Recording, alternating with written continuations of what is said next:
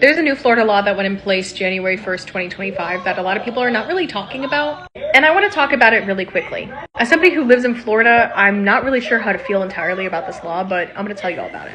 So the new law that went in place basically blocks anyone in Florida under the age of 14 from having a social media account. And this is on any social media: Facebook, Instagram, TikTok, Twitter, or X as some people call it now.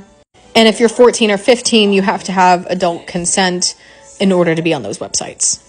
And obviously, as you can see, this also requires adult websites to do this as well. And now to access those adult websites, as in like Pornhub, you have to upload your identification, like some type of identification proving your age. So because of this, Pornhub has now pulled out of Florida. So in Florida, as well as other states like Texas that have also passed this similar law, you cannot access Pornhub anymore. There are some websites that are going to adhere to this new law, but I highly doubt that people are going to be uploading their identifications in order to get on porn websites. So in a way, they're kind of banning porn without banning it, if you get my drift. As a mother, I'm not really sure how to feel about this new law. I kind of agree with it, especially when it comes to social media, because honestly, as somebody who's Gen Z and grew up with social media and being on the internet unrestricted, at a very young age, I got my first smartphone at 13. It can be very damaging to a lot of children.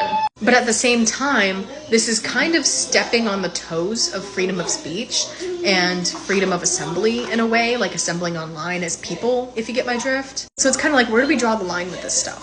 You know, like what do we do about this? And when it comes to like requiring you to upload identification just to access certain websites, I feel like that's kind of a breach of privacy, you know, like privacy laws. And I feel like that's kind of stepping on the toes of our right to privacy as citizens. But at the same time, I don't really want children on porn websites either.